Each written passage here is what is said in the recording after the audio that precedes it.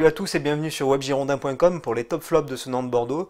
Ce Nantes-Bordeaux post-Jocelyn Gourvenec et Jérémy Toulalan dans une situation compliquée pour Bordeaux et au miracle, au moment où on les attendait le moins, ben, les Girondins ont livré une prestation d'ensemble très solide qui nous a fait quand même plaisir dans l'ensemble, encore une fois. Avant de faire les top flops, je vais revenir sur 2-3 points très rapides. Alors, dans un premier temps, la composition qui avait été mise en place par Eric Bédoué, ça changeait de celle habituelle en 4-3-3, c'était plutôt ce coup-ci un 4-5-1, avec la board seule en pointe et Malcolm en position de meneur de jeu derrière lui, entouré de Depréville à gauche et de Zeidou Youssouf sur le côté droit. Cette composition, elle a plutôt bien marché. Elle a plutôt bien marché parce que, alors si Malcolm n'a pas fait un match fantastique, on y reviendra, il a quand même gêné les Nantais par sa position un peu plus avancée. Et ça a été plutôt un bon point. Et le dispositif tactique a été plutôt à l'avantage des Girondins, je dirais. Un autre point, c'est que cette équipe de Bordeaux s'est bougée, a beaucoup donné d'énergie, les joueurs ont été solidaires les uns avec les autres. Enfin serait-on tenté de dire, même s'il l'avait fait à 3, maintenant il va falloir voir s'il y a de la régularité. On verra avec le nouvel entraîneur ce que ça va donner. Mais c'est quand même dommage de devoir en arriver à cette extrémité-là pour voir une équipe au moins cohérente sur le plan de la combativité. Donc ça c'est une chose. Et troisième chose, je voudrais le souligner, ce sera très rapide, c'est qu'on a eu un très bon arbitrage. Bon, mis à part un bras de Diego Carlos en début de match qui est assez évident en revoyant les images, mais bon, l'arbitre n'a pas les images. Monsieur Hamel a quand même fait un bon arbitrage en laissant beaucoup jouer et en étant assez cohérent des deux côtés. Donc ça, je voulais le remarquer aussi parce que c'est vrai qu'on les casse pas mal les arbitres, mais là, il a fait une bonne prestation. Allez, on passe au top et au flop. Et on commence avec Benoît Costil, qui était évidemment le gardien des Girondins. J'avais envie de lui mettre un top, mais malheureusement, sur les derniers ballons chauds, il a manqué ses sorties et je dois avouer qu'on a quand même pas mal tremblé. C'est dommage hein, parce que je voulais lui mettre quand même un top avant parce qu'il avait fait bon, deux arrêts, un par mi-temps. Et puis surtout, je l'avais trouvé très très bon dans son rôle de capitaine. Il était rassurant pour ses défenseurs, il a bien dirigé sa défense. Il est sorti quand il fallait dans des moments importants. Et je l'avais trouvé pas mal. Et en plus de ça, je trouve il a changé d'état d'esprit. Je le trouvais vachement sur la défensive jusqu'à la trêve, avec toujours une petite pointe d'ironie, toujours un petit peu de peut-être pas de l'agressivité, mais pas loin quand il répondait aux journalistes et qui parlait des supporters. Je le trouvais un petit peu méfiant, défiant. Et au final, je trouve qu'il a complètement changé d'attitude. Il est beaucoup plus positif. On l'a entendu à la fin du match. J'ai beaucoup aimé son discours. Voilà, j'espère qu'il a compris qu'à Bordeaux, mais personne ne lui en voulait, qu'il était vraiment le bienvenu et qu'on a besoin d'un gardien de très haut niveau au Girondins, ce qu'il est peut-être capable d'être. Moi, j'attends juste qu'il le prouve, mais je crois qu'il est sur le bon chemin. Je crois qu'il en est capable. Donc, je suis quand même content de sa prestation et surtout, je suis content de son état d'esprit qui a changé. Et je le trouve beaucoup plus positif encore une fois et c'est ce que j'attendais de lui et je pense que ça lui fera beaucoup de bien et ça a été un très bon capitaine. Donc, pas top à cause de ses sorties un petit peu difficiles en fin de match, mais bon, c'est quand même positif ce que j'ai vu de Costil à Nantes. Ensuite, à droite, Youssouf Sabaly. Je ne vais pas hésiter à lui mettre un top ce coup-ci, parce que je l'ai trouvé déjà très bon au niveau offensif. Pour une fois, j'ai trouvé qu'il y a beaucoup plus d'application dans ses passes et dans ses centres. En témoigne sa passe décisive sur le centre. Il est bien placé entre les deux défenseurs. Il est à l'arrêt, il prend son temps, il regarde bien, il enroule bien le centre, c'est impeccable. Et c'est ce qu'on attend de lui parce qu'il se trompait beaucoup depuis le début de saison sur ce genre d'action. Mais là, je l'ai trouvé bien meilleur. Et défensivement, ça a été solide. Très bon physiquement puisqu'il a tenu son couloir du début à la fin. Il n'a jamais rechigné à faire les efforts. Donc j'ai retrouvé un Sabali plutôt séduisant dans sa façon de jouer. Donc allez, j'ai envie de lui mettre ce top. De l'autre côté, Maxime Pounget. Eh ben, allez, soyons fous, mettons-lui un top aussi. Non, franchement, je veux pas faire entre guillemets du bashing facile parce que c'est vrai que Pungé, Contento, les arrière-gauche, on les a beaucoup taillés, des fois à juste titre. Mais là, il faut dire que Pungé, il a été très tonique. Il a beaucoup mis le pied sur le ballon. Il est allé au contact, mais en même temps, c'était toujours bien fait. Et il a eu un souci de la relance. Je l'ai souvent vu chercher un partenaire au plus près.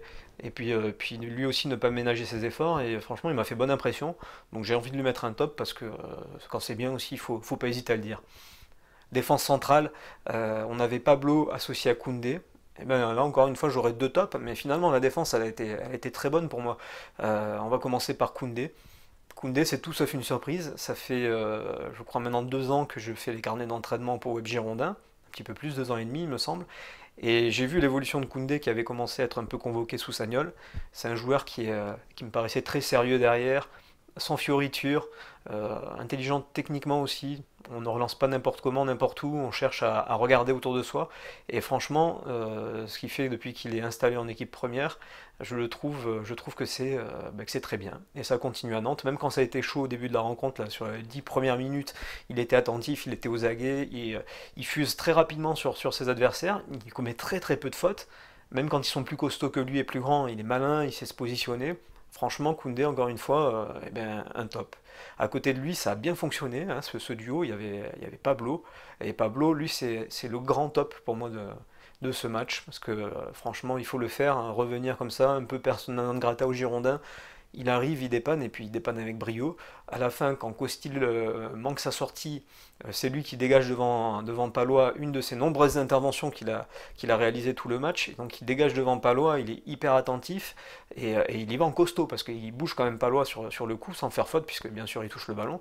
Avant ça, il a été intervenu, j'avais bien regardé son placement, il avait bien observé Salah, même si ce dernier était hors jeu, sur un centre fuyant, mais il avait été aux aguets, il avait eu un placement excellent. Et il a été comme ça tout le match. Donc Pablo, bravo. Et ça fait du bien de sentir qu'on a un défenseur costaud qui est là au Girondin. Et peut-être qu'on pourra tourner avec Pablo, Koundé et Beiss, ce qui est assez rassurant pour les prochains matchs. Alors devant eux, on avait Meïté et Leraguer qui étaient prédisposés à récupérer les ballons. Leraguer, je l'ai trouvé mieux. Franchement, je l'ai trouvé mieux que ces derniers temps. Je le trouvais perdu sur le terrain lors des derniers matchs. Là, il a collé aux actions, qu'elles soient offensives ou défensives.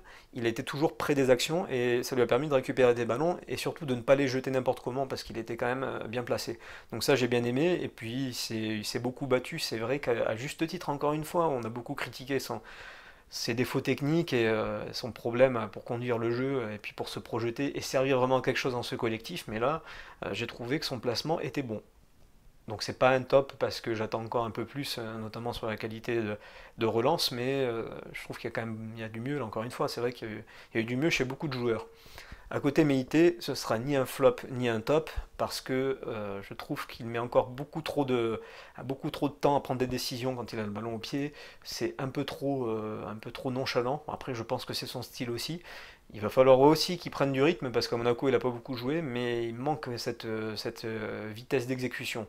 Par contre, on voit qu'il a du ballon. Il y a eu certaines actions où il a bien joué collectivement. Il était capable de se défaire sur un pas d'un adversaire. Donc on sent qu'il a quelque chose. Par contre, cela dit, il va falloir peut-être que maintenant il y a plus de rythme voilà, dans ce qu'il fait, dans la prise de balle et ensuite dans les passes à ses coéquipiers. Mais je suis un petit peu rassuré parce que j'ai vu quand même deux trois choses qui étaient pas mal hein, dans la conduite du jeu.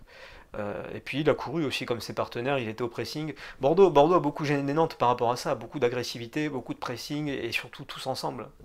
Voilà, encore une fois, c'est bien dommage d'en arriver à des extrémités comme un départ de l'entraîneur pour montrer ce visage-là, parce que ça, c'était juste une des bases du football professionnel. Quand on veut pouvoir concurrencer les adversaires, il faut être capable de faire les efforts les uns pour les autres, et là je l'ai vu, et on l'a trop peu vu cette saison.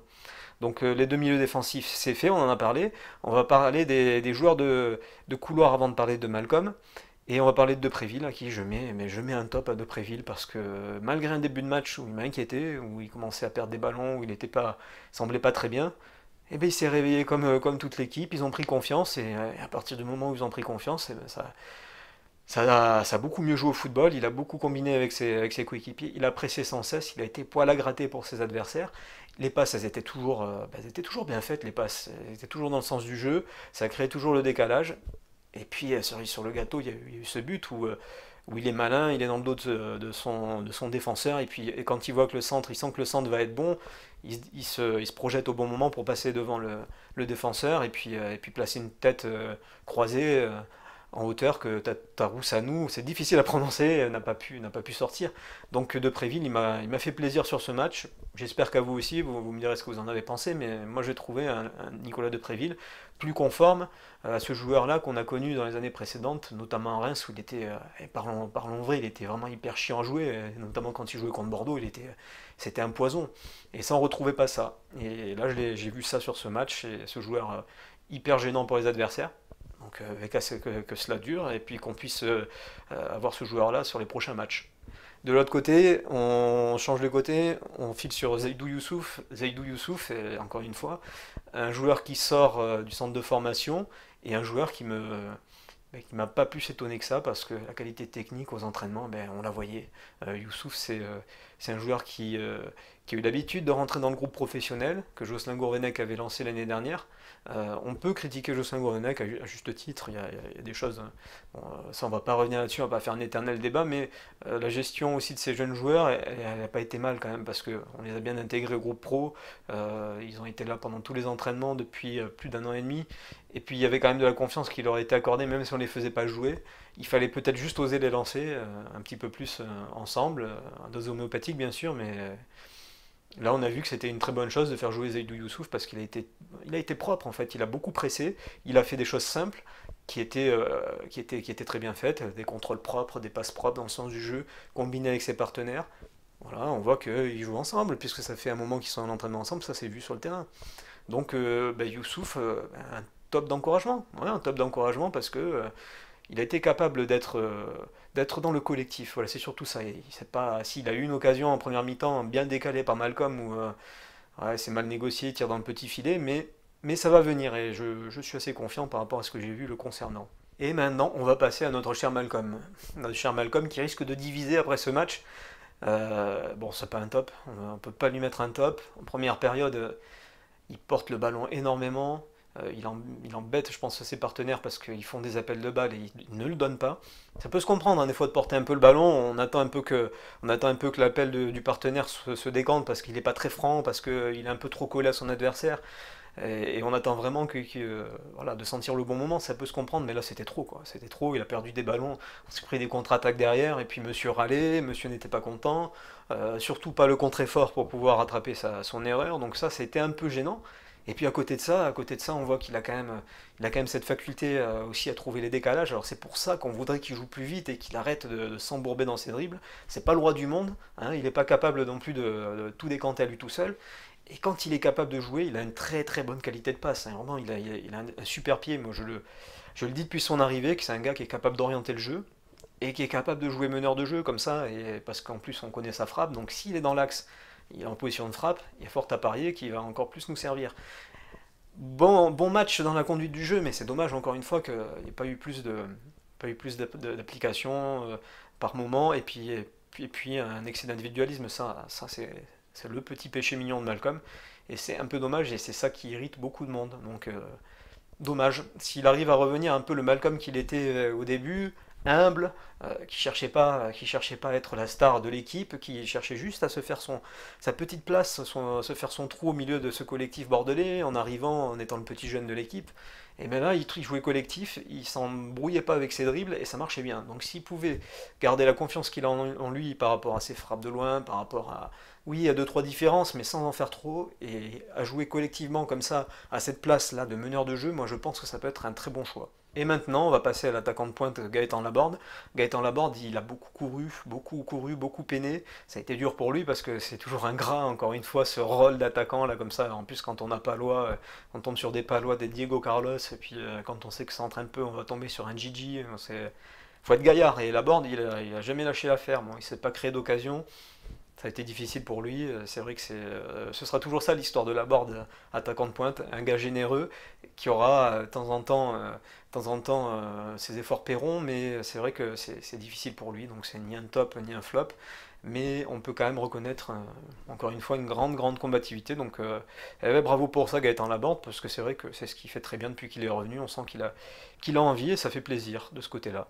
Un mot sur les entrants aussi, on a eu Kamano qui est rentré à la place de Youssouf, on a eu Vada qui est rentré à la place de Malcolm, donc ils n'ont pas trop joué, donc c'est difficile C'est très difficile de parler les concernant et on a eu Otavio lui aussi qui est rentré à la place de l'Eraguer qui était énervé après Thomasson. Donc c'était plutôt un bon choix du staff de le changer pour pas qu'il prenne un deuxième carton jaune.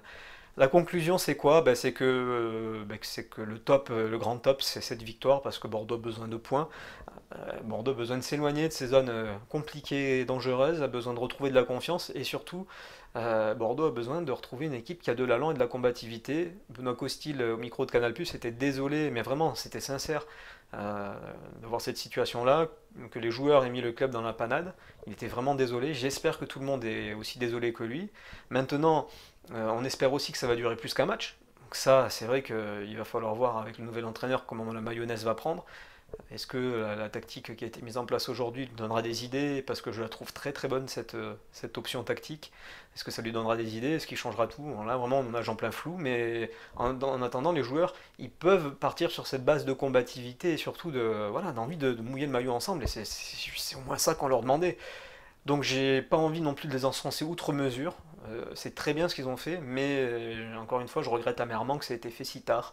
Et dans tous les cas, on peut être optimiste, mais aussi se dire que voilà, quand un entraîneur a été viré, les joueurs, pendant un petit moment, savent que maintenant, ils n'ont plus leur couverture de survie, hein, leur couverture de sécurité qui est par-dessus eux, qui est l'entraîneur, et que les moindres mauvais résultats seront scrutés et qu'on leur tombera peut-être plus facilement dessus. Et j'espère que justement cette combativité sera pérenne et que ça continuera, même avec le nouveau coach.